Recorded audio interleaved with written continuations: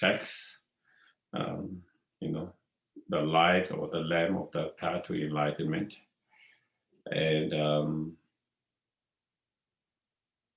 it is one of very important texts because it is the very root of all the Lamrim teachings. You know, there are so many different Lamrim or the stages of path, you know, different commentaries on different Lamrim commentaries by many different great Tibetan masters of, you know, in all lineage. And they all are rooted from this text by this great Indian master, Adisha Dipankara, you know, around 10, 11 centuries. So he composed this text, and then on the basis of that, then Lama Tsongkhapa wrote the Lamrim, the small, middle, and great Lamrim, and then many others masters wrote many other Lamrim. You know, Fifth Dalai Lama has a Lamrim commentaries. Third Dalai Lama has written a Lamrim commentaries. Pabonga has written in that, and then many other masters has written many Lamrims. And then even you find in other lineage, you know, in Nyingma lineage, you find, you know,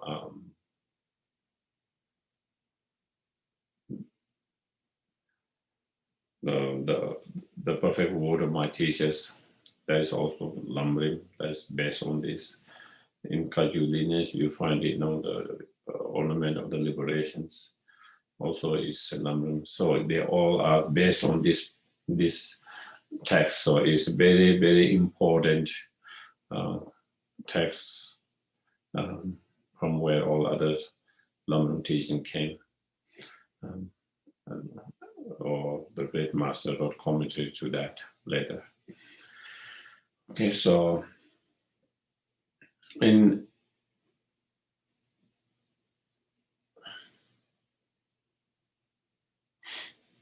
Atisha, you know, if you want to know more, you know, detailed biography of him, then you can see in, you know, Lamrim Chemo, you know, the great Lamrim at the very beginning.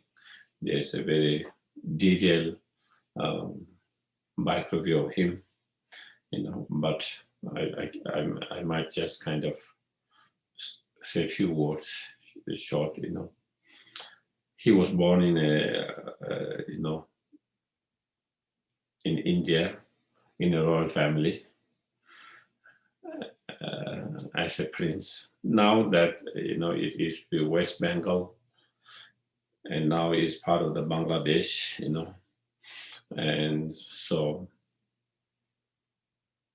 he was born in a royal family as prince, but he led life as a royal family, as a prince, just like Buddha Shakyamuni, and became a monk, ordained, and study, you know. There is slightly different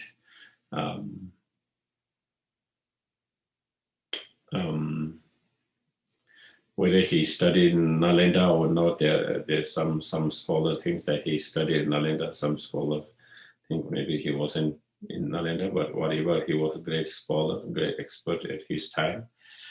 And especially he was abbot at the Bikram Shila, you know, in one of the another great learning institutions,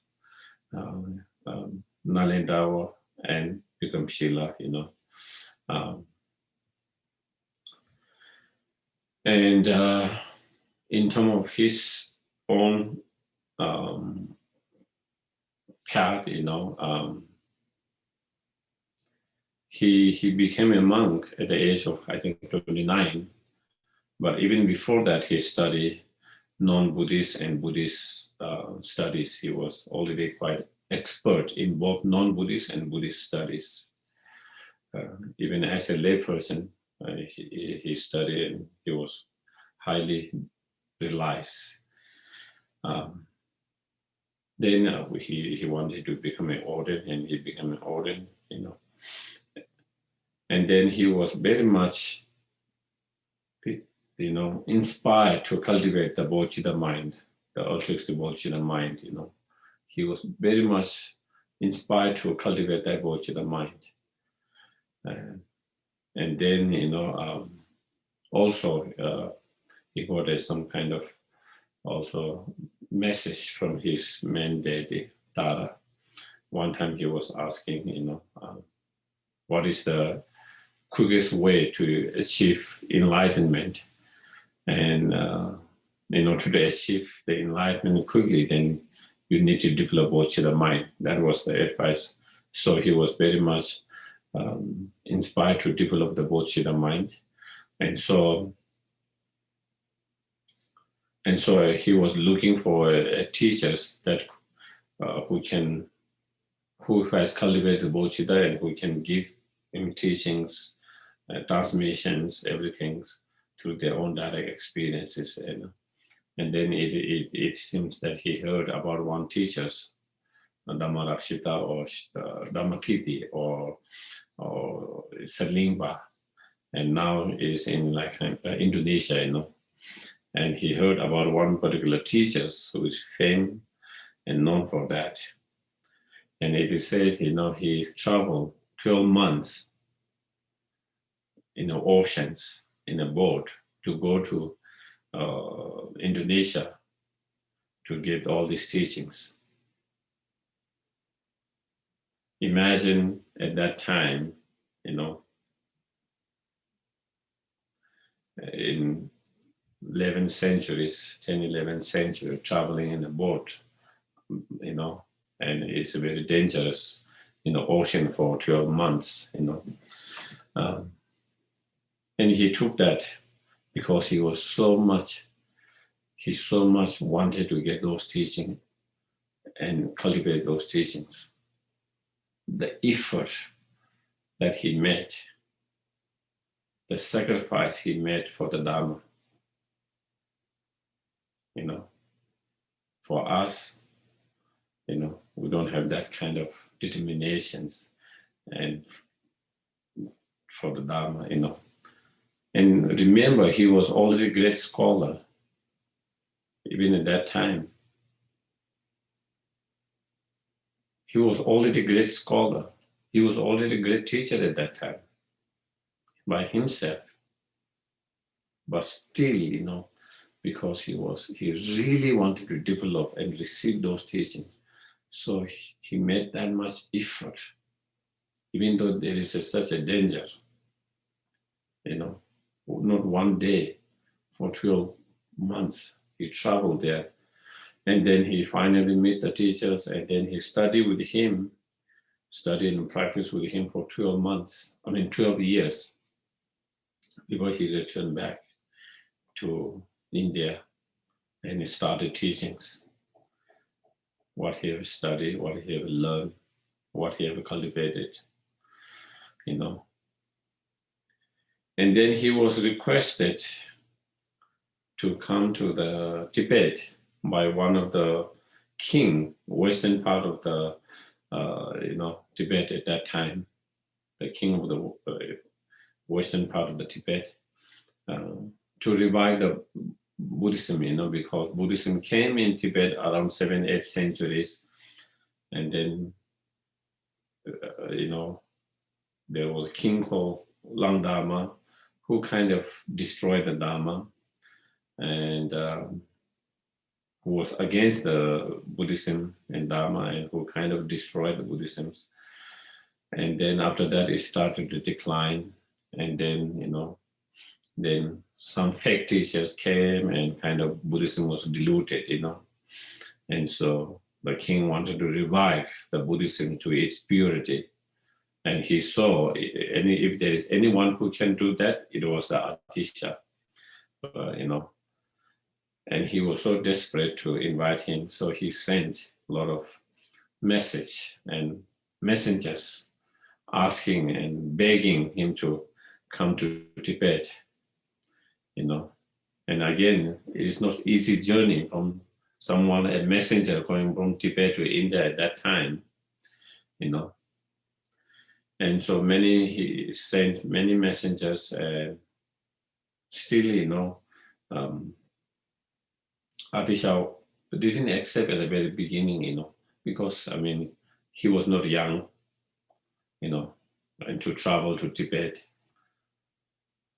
from very plain to the mountains, high mountains, And also he was very much needed in India too, But then, the Tibet king, they sacrificed their own life in order to bring him. And when he heard about that stories, Adisha was very much touched, the sacrifice the king made for the Dharma. And he couldn't say no at the end when he heard about all the stories. I don't want to go into the story in detail. You can find in Lamrim, because that will take too much of that. So, and also he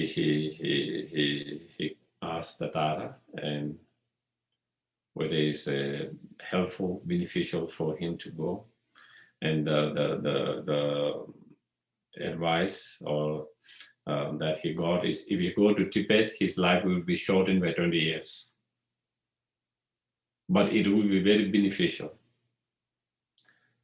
Very beneficial to flourish the Dharma. It will be very beneficial for the people there, but it will shorten his life by 20 years. And so he made the decisions to go to Tibet, because even it shortened his life, because it was going to be beneficial and helpful for the people and to the Dharma. And also inspired by the sacrifice made by the Bodhisattva king there. And so again, what it shows is, again, for the sake of the Dharma, for the sake of helping and benefiting others, he was willing to sacrifice his own life, shorten life. And you can imagine,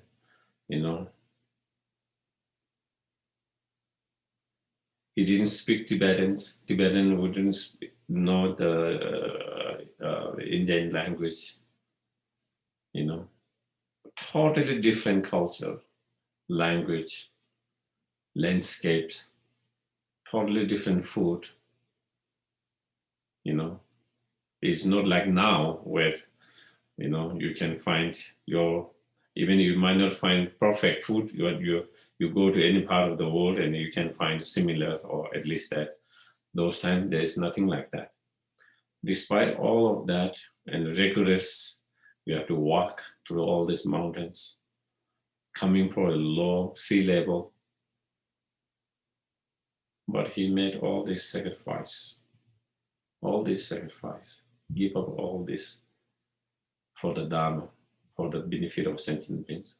And he went to Tibet and he taught there, and he revived the Dharma to its purity. He taught there for 17 years, and he passed away in the Tibet,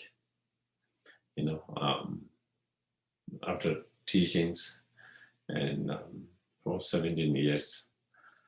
Of course, there are many stories, in between, so I don't need to go in details. So with that, what you know is Atisha was not only great scholar, and he was great tantric practitioner as well. But you can see, someone who has totally developed the bodhicitta and totally dedicated for the well-being of sentient beings, for the Dharma, throughout his life. their life story itself is a lot of teachings for us.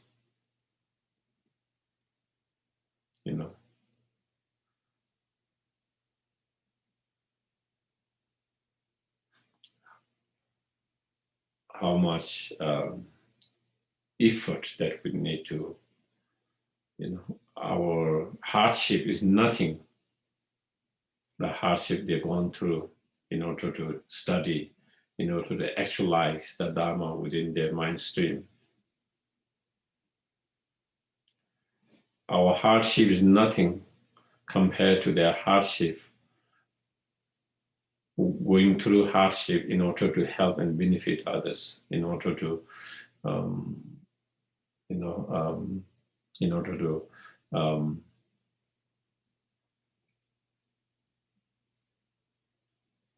flourish the Dharma, uphold the Dharma, and to benefit others. And so,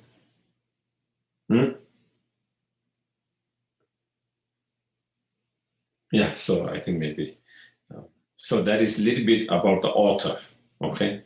That is a little bit about the author of this text that we are going to study, because it helps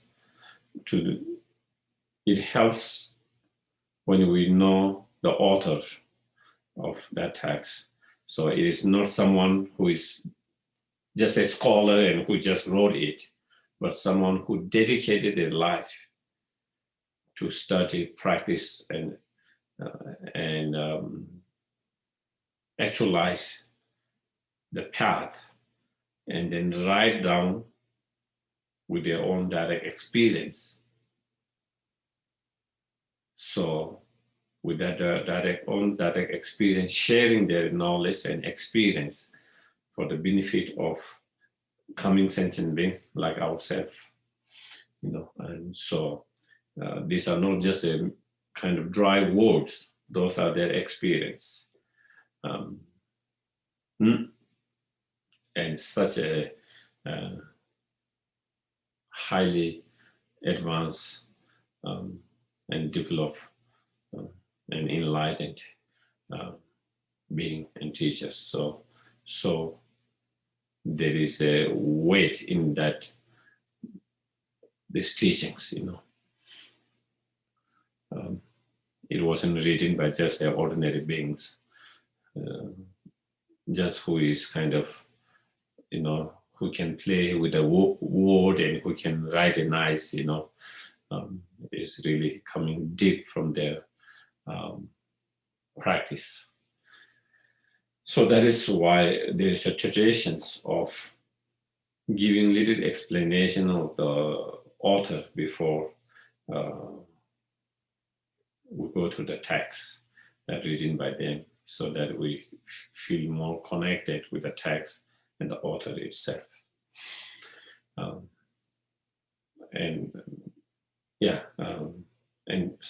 that can have a different impact on the listener.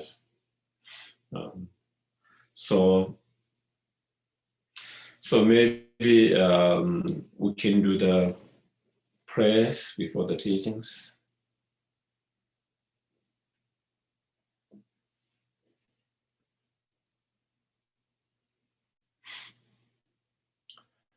To the founder, the endowed, transcended, destroyer, the one gone beyond, the four destroyer, the completely perfected, fully awakened being, perfect in knowledge and in good conduct, Sukha, the knower of the world, supreme guide of human beings to be tamed, teachers of God and human beings, to you, the complete and fully awakened one, the endowed, transcendent, destroyer, the glorious conqueror, the subduer from the Shakya flame, I prostrate, make offering, go for it.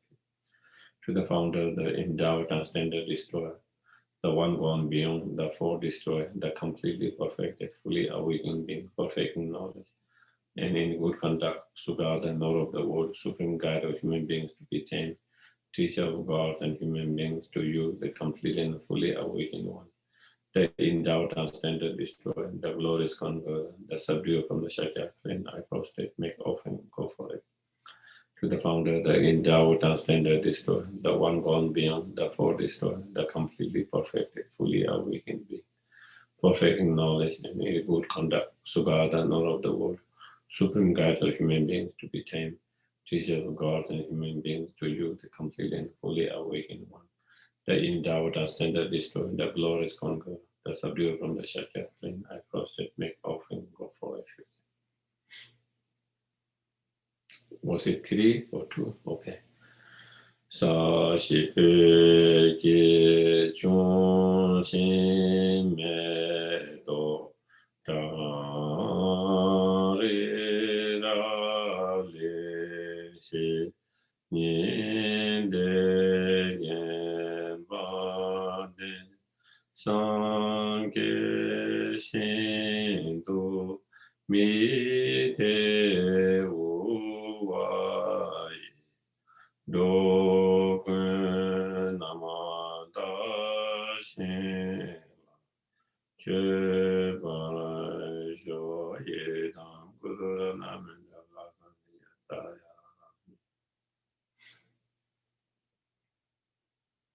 So we try to take few moments to cultivate a motivation.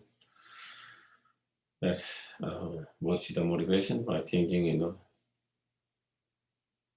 the purpose of my life is to benefit others as much as possible, not just only myself, but also to benefit others as much as possible.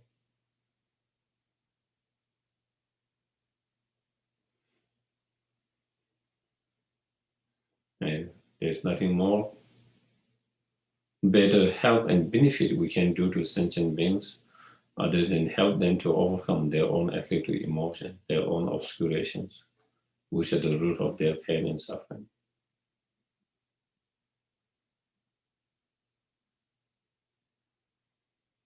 And in order to help them to do that, we ourselves need to be free from all the obscuration, all the delusions, and become fully enlightened.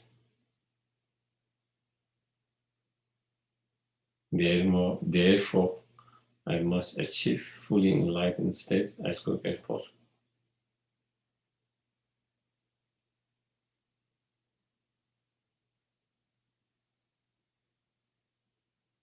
And in order to achieve fully enlightenment, I must engage in the path and practice.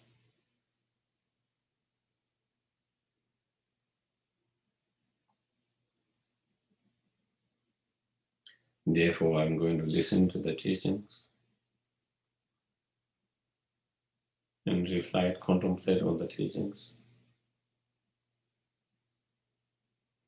and try to apply into the practice as much as possible,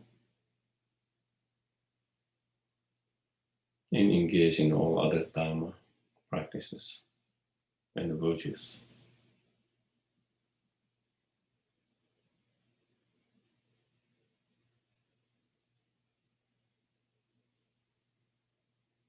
And also for that very reasons, I'm also going to go in the refuge of the Dhamma Sangha and engage in the books of practice such as those perfections.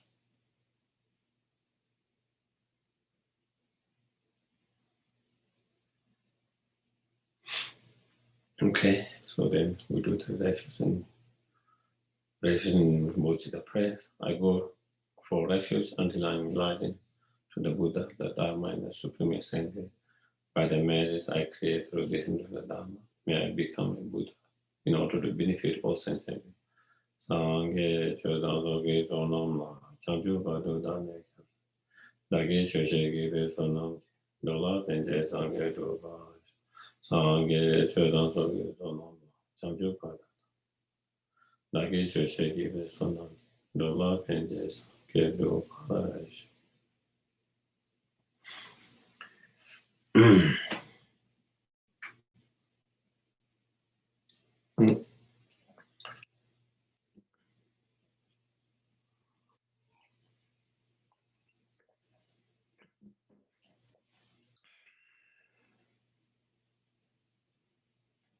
So I think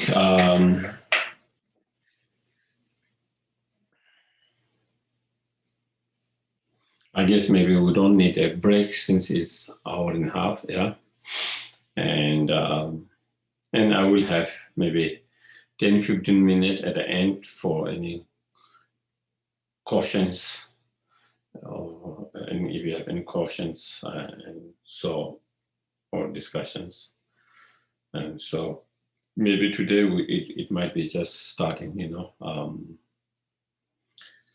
so if you have downloaded the text, at the very beginning, it starts with the homage, So it's say homage to the Bodhisattva, the youthful Manjushri.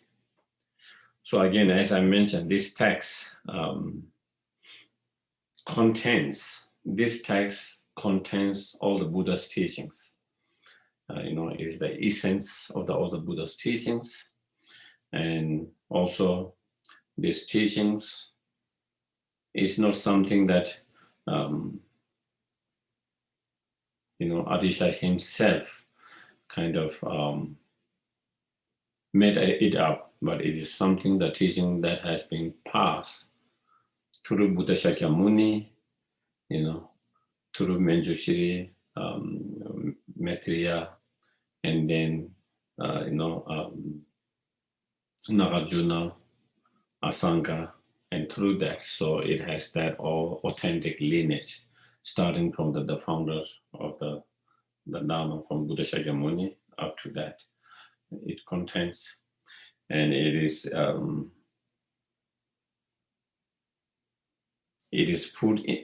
kind of set up and put in such a way that make easy to understand and easy to put into the practice. Even though those teachings are already in the others, like you see in Nagarjuna's writing, you see in Asanga's writing, Maitreya's writings, even Shandeva writings, all that, but they are not put in systematic like here, Even if you read the Shantideva's guides book, there is a teaching on refuge, there is teaching on death impermanent, there is teaching on all of that, but it's not put in such a systematic, easy way, It's kind of scattered here and there.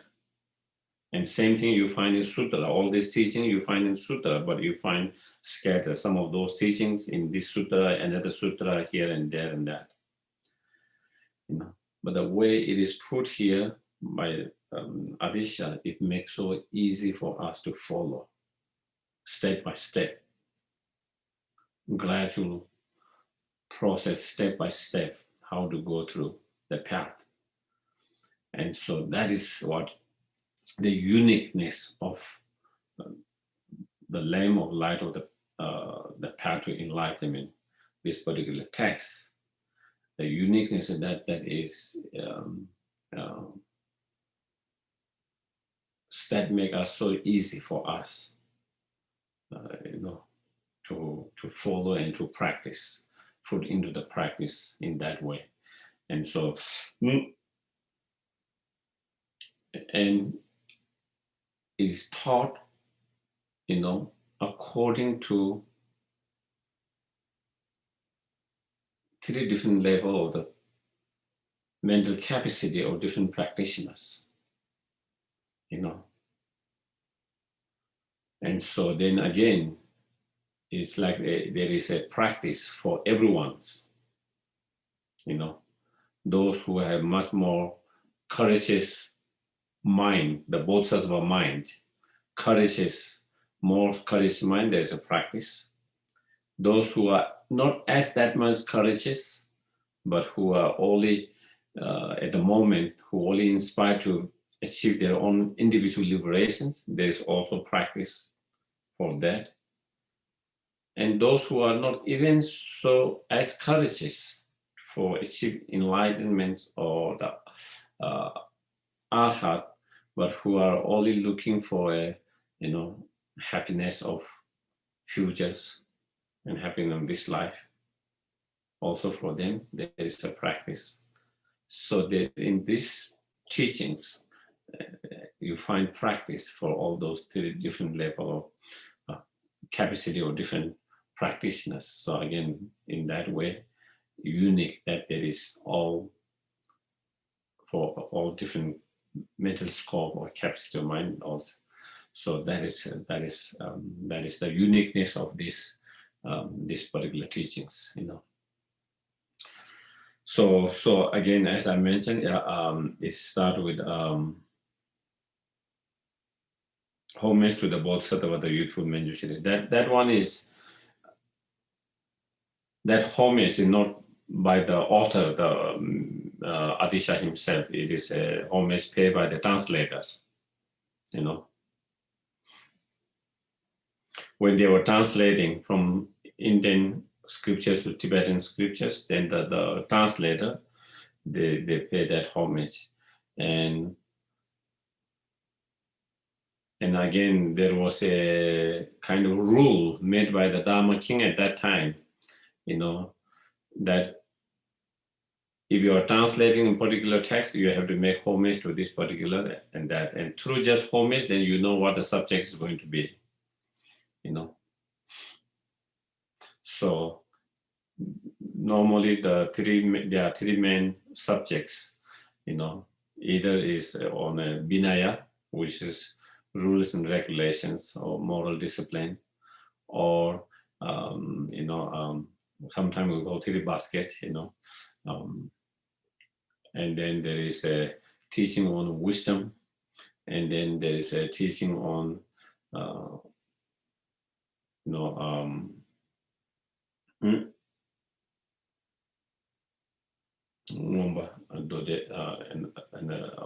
the basket of the sutras.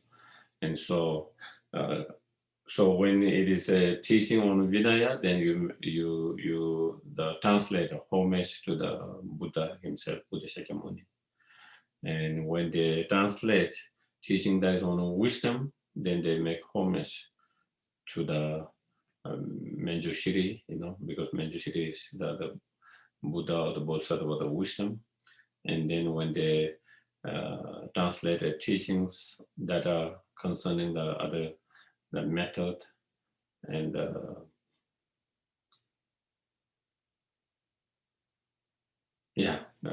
other method, then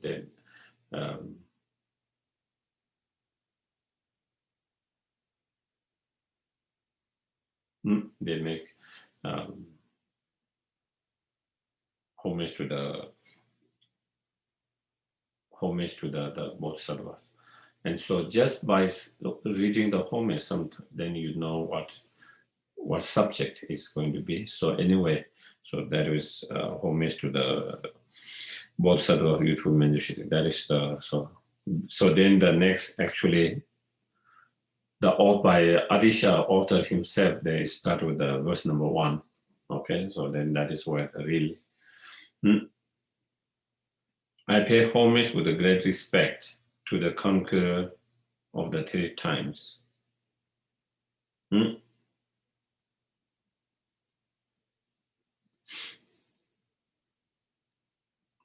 So that one, Adisha saying before he composed, you know, this main practice, he's going to pay, you know, he pay great respect and homage to the Buddhas or conqueror of 3 times, the Buddha past, present, and futures, you know, those who have, you know,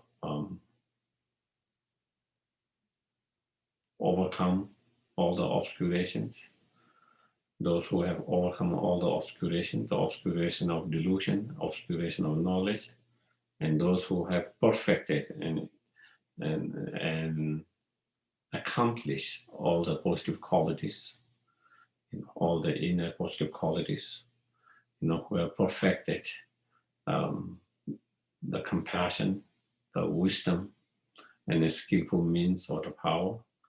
So those are the Buddhas and those omniscient. So he paid respect to all those Buddhas, and also to their teachings, you know, also to the teachings taught by those Buddhas.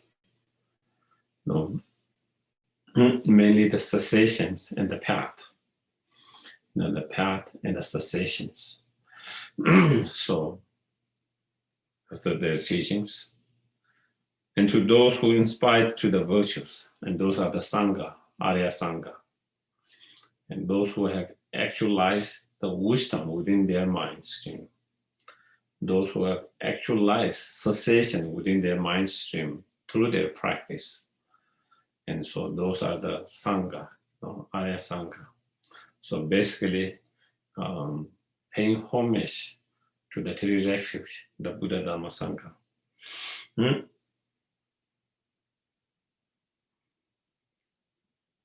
So having paid the homage, then saying what he's going to compose, what he's going to write about. And urged by the good disciple, Changju Wei, I shall illuminate the lamp for the path to enlightenment. And so here explain, so Lama Adisha wrote this text being urged and requested by the noble or good disciple Changju Wei, and the Tibetan Western king Bodhisattva, and in some commentary it says the reason why Lama Adisha here, Dipamkara, when he described the Changju Wei as a good or noble Changju Wei is the name, of course he is a Bodhisattva, good-hearted, dedicated for the well-being of sentient beings and Dharma. And it is said when he first came to, Adisha came to that, and he came to meet, and then he requested, please teach whatever is the most beneficial for the beings here.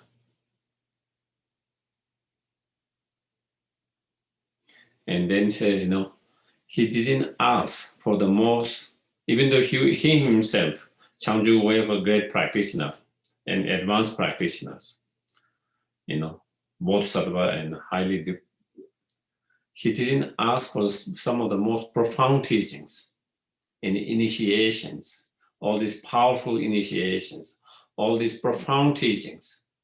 But what he requested was, please request whatever is the most beneficial for the people here. Because sometimes the most profound teachings are not the most beneficial for people who have not reached that point.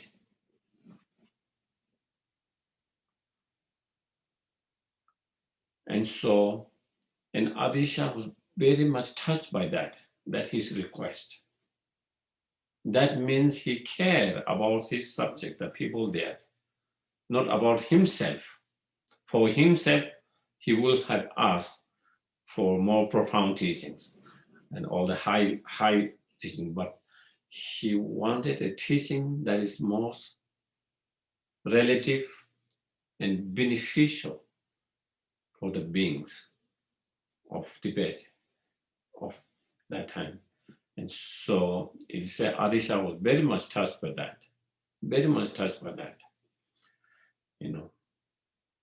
And so that is why,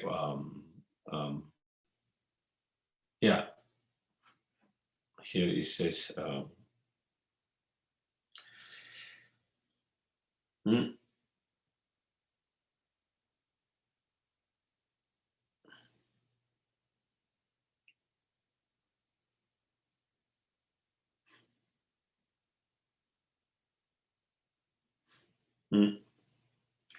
and so urged by that, then I shall illuminate. So he's going to explain the path or the light or the lamp for the path to enlightenment, the path or the method, how to gradual method, step by step, how to achieve enlightenment. How to achieve enlightenment not only how to achieve enlightenment, but how to achieve enlightenment systematically, gradually, step by step.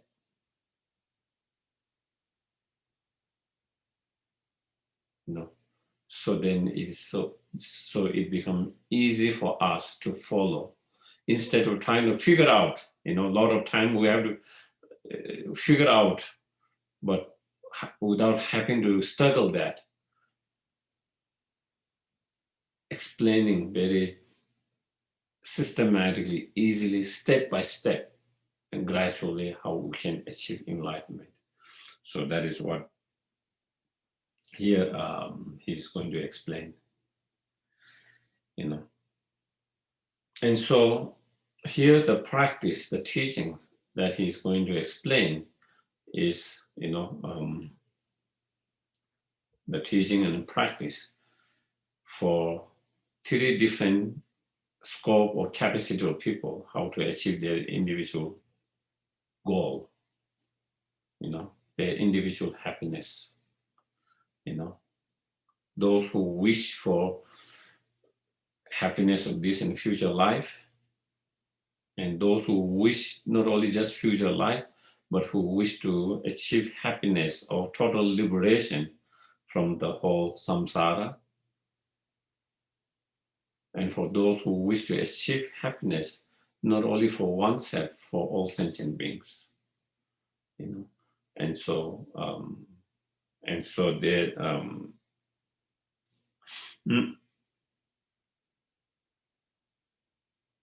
there, therefore there is three type of persons. Okay. Or in other ways, and those three, and within the first one, maybe we can also in that we can kind of divide into two categories.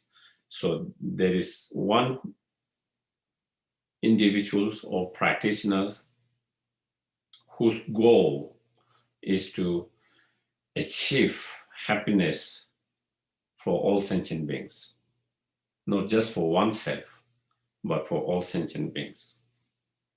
Okay? Who are working for not only just one individual happiness, but working for the ultimate happiness of all sentient beings.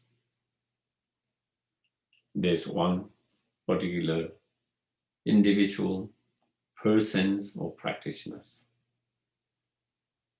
That is known as the persons or practitioner of great scope or great capacity. Their attitude, the mental attitude, is such a courageous, very broad and very strong, very expensive. Then there are certain practitioners or persons or individuals who thinks, to practice, to work for the benefit of all sentient beings is too overwhelming. It seems like they feel is kind of too overwhelming for them at the moment. They feel they cannot take that kind of responsibility at the moment. At the moment, they feel they just want to liberate themselves from all the suffering, all the samsara, that being overwhelmed by all the sufferings. They just want to get rid of, free themselves from the samsara, from the sufferings and the cause of suffering, the delusions, and inspired for individual liberations. Inspired for individual liberations, individual happiness of individual liberations. There are certain type of those persons, and that is kind of, the person with the middle scope, middle capacity.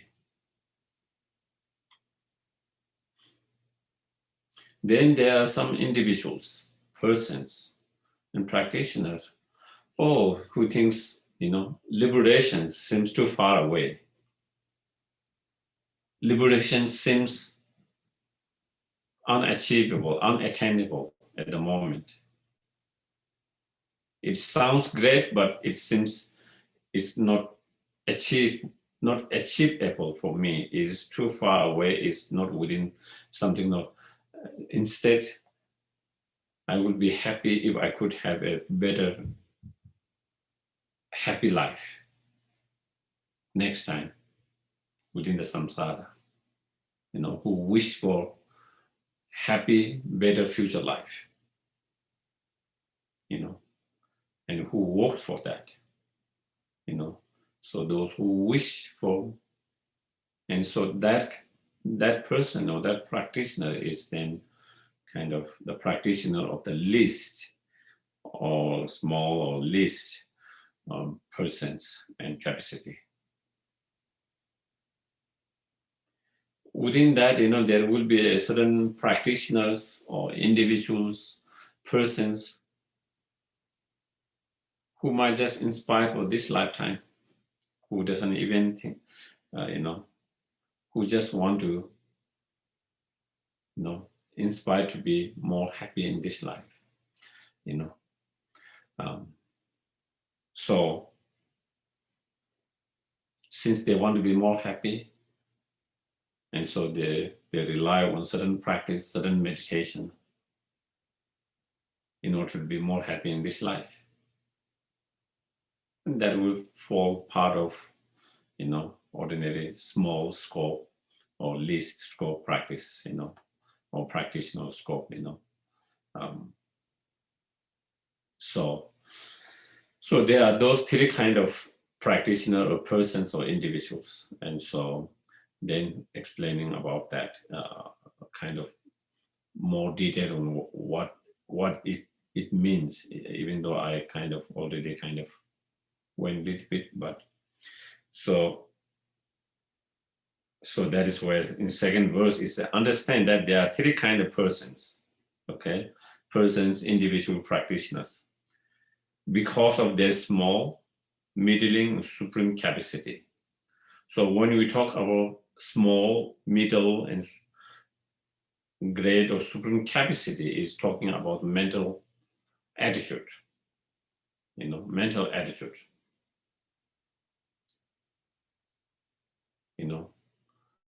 For certain individuals, the mental attitude is small in the sense they only think of happiness of this life or happiness of just future life.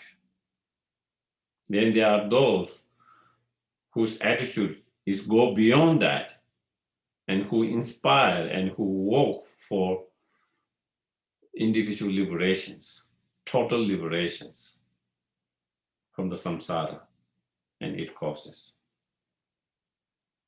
And then there are those whose attitude is much more stronger, much more strong, courageous, who works for benefit of all sentient beings.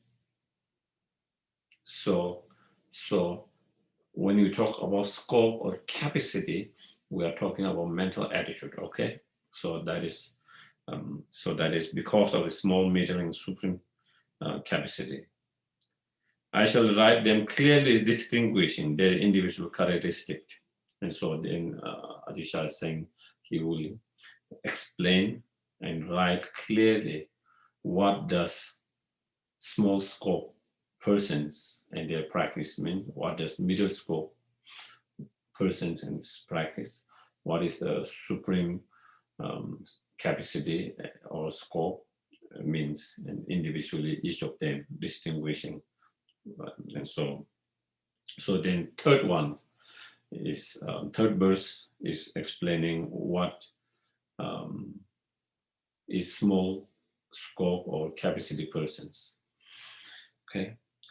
Know that those who by whatever means seek themselves no more than pleasure of cyclic existence are the person of least capacity, Or so whoever that practitioner, that person's individual is,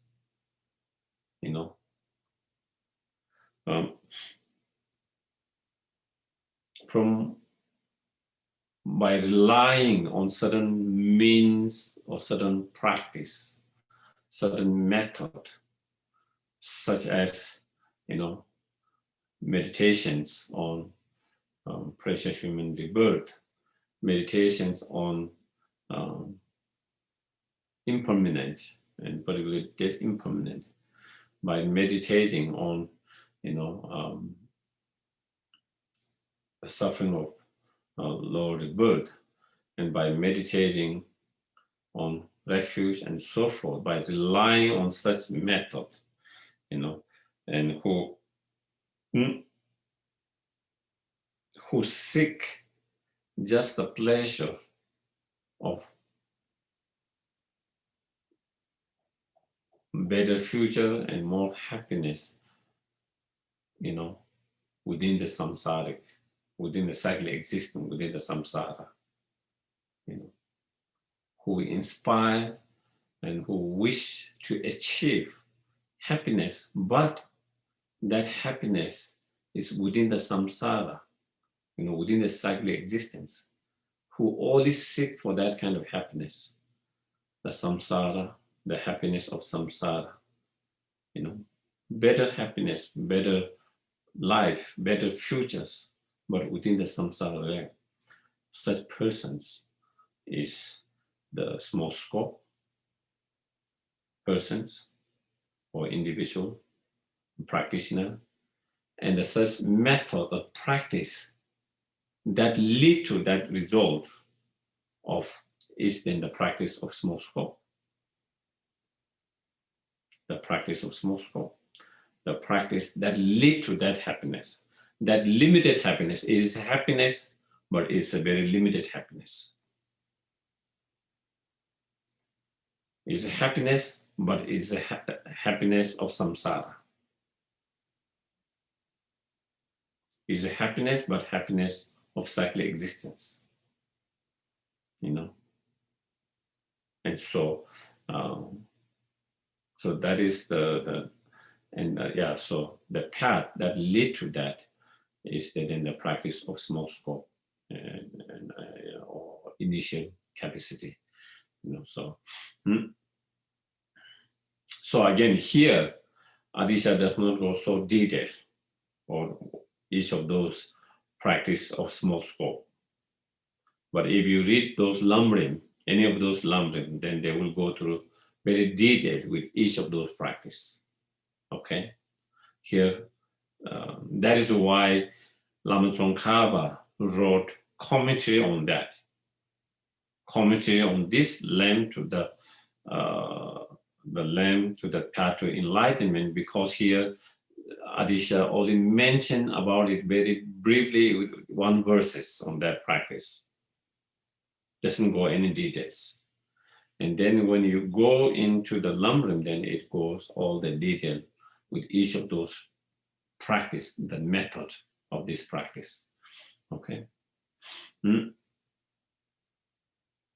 then the next one, middle, verse number 4.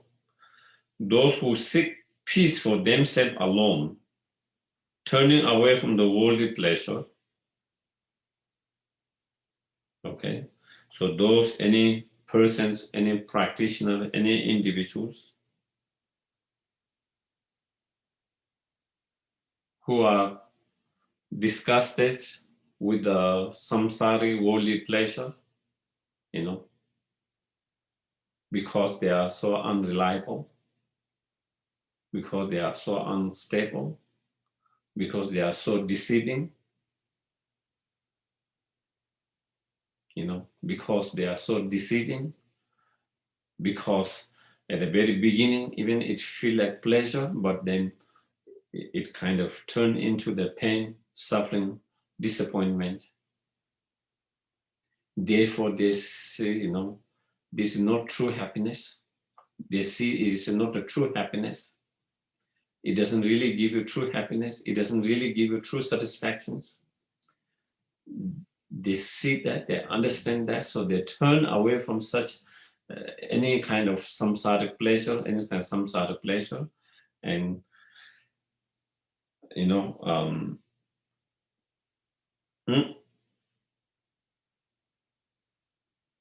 any kind of, and then they seek, inspire for the happiness of freedom from the samsara, freedom from the whole samsara and suffering, and the happiness of liberation, total freedom, total liberations. But for themselves alone, but for themselves alone, instead of for the benefit of all sentient beings, but for themselves alone, you know. And as a way to achieve that liberations, that total liberation of freedom from the samsara, then they rely on the practice of teacher training, the training of moral discipline, that is avoiding the destructive actions, as well as meditative concentration and wisdom. By relying on those three paths, the three higher training, then they achieve that individual liberation, who inspired for that individual liberation, that are said to be the middling capacity. The persons of such practitioner is the person of middle capacity, and the practice that lead to that kind of liberation is the path, the practice, the method of middle scope, So here, again, Lama Adisha, the method here only explained avoiding the destructive actions are said to be the middle scope. Again, here he doesn't go so detailed. Here he doesn't talk much about the meditative concentration and wisdom, because he's going to talk about that later. Here he talks about avoiding destructive actions is the moral discipline, The moral discipline is restraining or refraining from any kind of unwholesome, destructive actions, that could.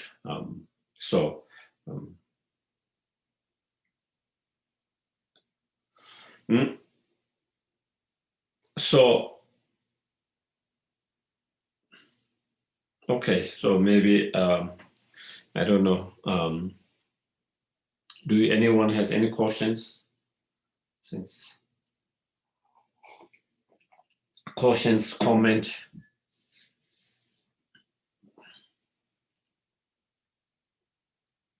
Yes, Mary Jo, please.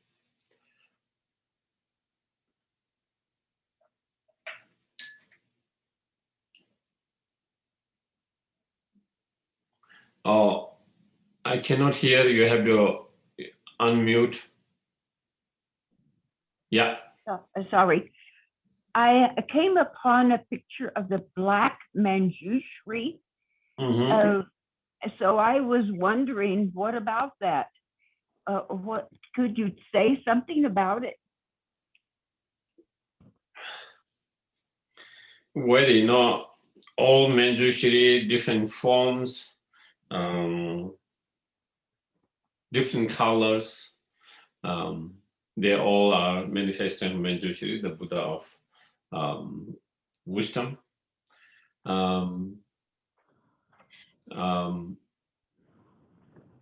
But again, at the moment, I don't know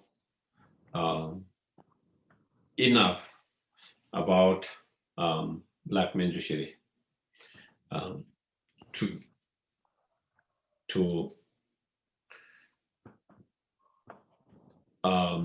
to say more to it. Okay. So definitely there are practice of Black Manjushri, but it's not a very common. The most common is orange, the Manjushri.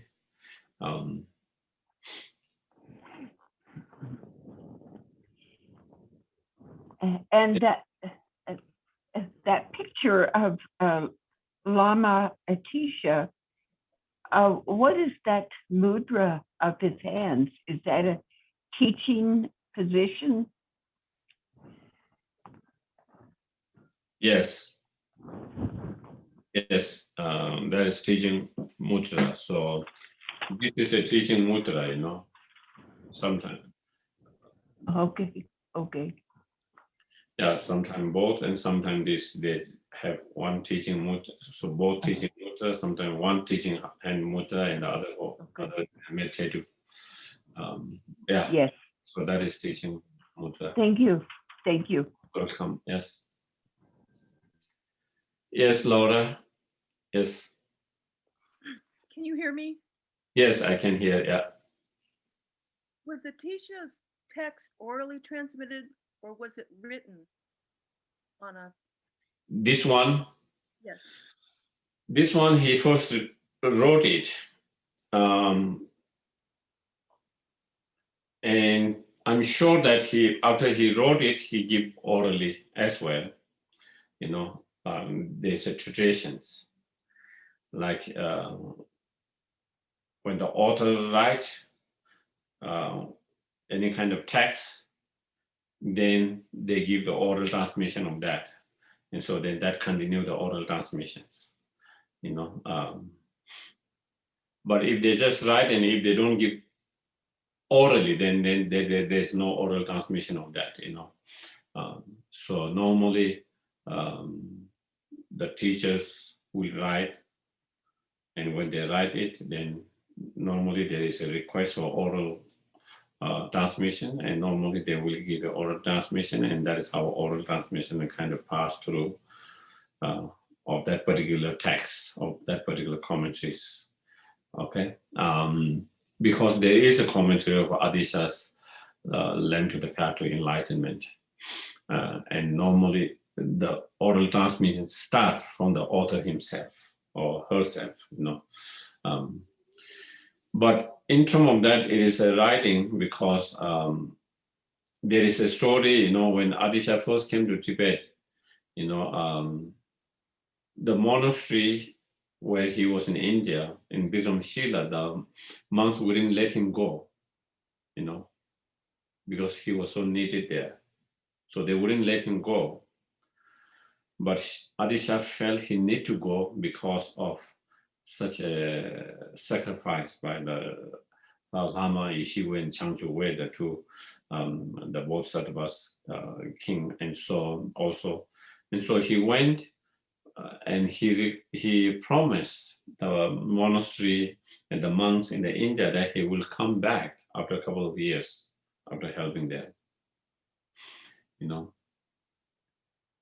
And then while he was trying to come, there was some conflict, some kind of war or conflict at the border between India and Nepal.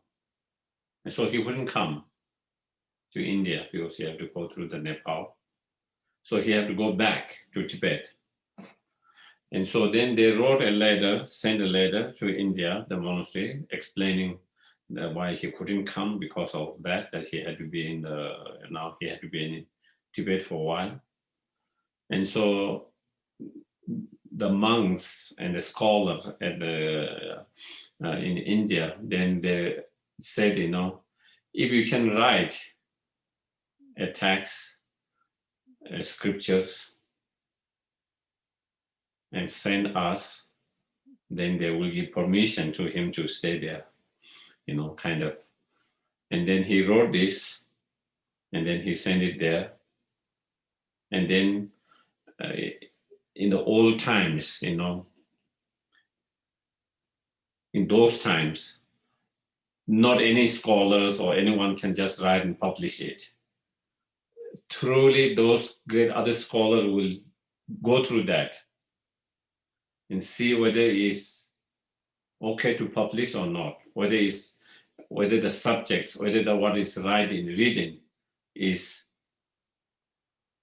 authentic teachings or not, or whether so only when it has been approved by many scholars, great scholars, then someone can publish and can say.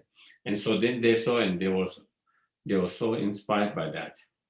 Those scholars was very inspired by when they saw that. And they said,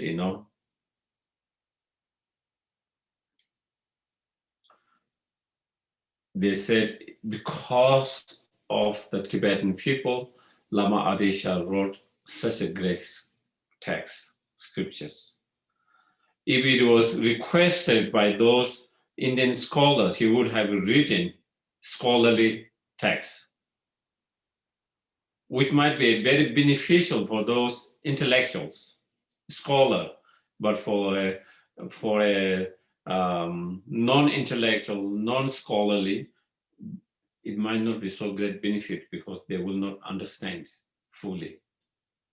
But because it was written for very ordinary practitioners, and so it came out so beautifully in that, and they were very happy about that.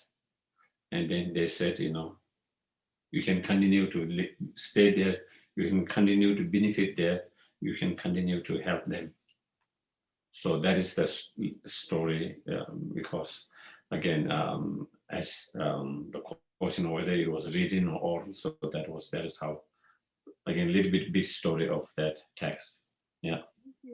Thank you. Is there an original copy or an original text? I don't know whether there is a copy in Indian. Definitely there is in Tibetan, those which have been translated.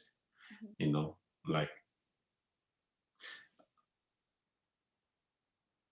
I'm sure when Adesha wrote it, it must be in Indian language, even though he wrote in Tibet, because he was sending to India, to the Indian scholars, and he was Indian scholar himself. So it must be in, but definitely, I'm sure that it was translated in Tibetan the same time at that time there. And so, of course, in Tibetans, definitely there, but Indian original, I don't know, I'm not sure. A lot of the Indian scriptures are no more there, They burned down the Nalanda library and all of that, and they lost so many of that during that time, Thank you. Yeah.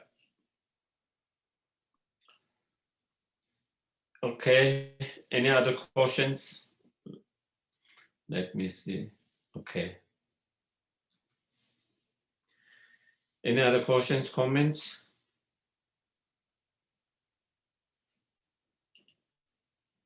Okay, then we will do the dedications. Geshe, Yes. I just wanted to say thank you. That was very interesting and helpful, just to learn about Atisha, and his background and his motivation and all. So, and I thought that's all what you said was very clear. So I appreciated that. Anyway, thank you. It's my pleasure. And I'm so happy to see you all again back. Thank you. We are so happy to see you. And you look well. That's great. That's good. It's wonderful that you're back. Thank you very much. Thank you. Okay. Geshe, would you like me to read the dedication list before we do the dedications? Yeah, we can read. Okay. So for obstacles, we have Kabji Lama Zopa Rinpoche, Sue and John, Randy and Jane, Jack and Vicky, Tariq and Tamara, Sonia, Joe T, Matt and wife, Jamie K, Maya and sons, Neil and Brian, and all the others, including the trees and the wildlife who have lost their homes to the fires, and those many displaced by firefighting efforts, as well as all those displaced by wars. We have Alyssa and Laura, Adrian, Jane, Siri Khalsa, Jiwan Khalsa, Sarib Jat, Amanda, Deb, Bill, Mary Jo, and Alyssa. Those who are ill: John S., Betty K., Una the cat, Dutch, Siri Khalsa, Tom, Patty, John B., and those who have died recently, venerable children from New Zealand, Hans Helland, Gracie the dog, Molly the dog, and Bailey the dog. And may I add the children and the teachers of Hu Valley, and also those in Tulsa. And there have been some other dreadful shootings of late. Thank you.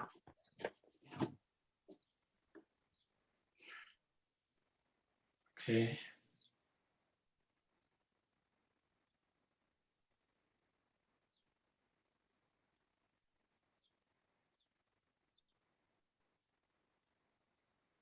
Again, some of them I can chant in Tibetan. You can join me, or you can do in English, whatever you feel comfortable.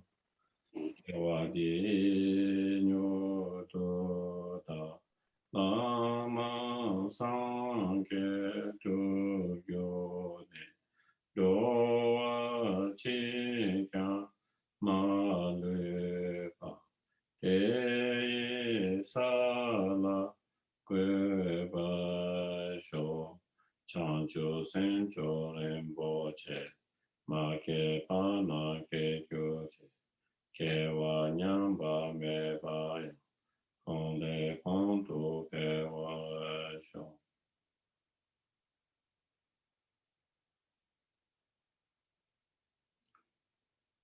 Chikden kamde pende ma du pa, kang le chung e sambe ye she no, ka den chung me tenzin ya cho la, so wa de so tu je lun du sho.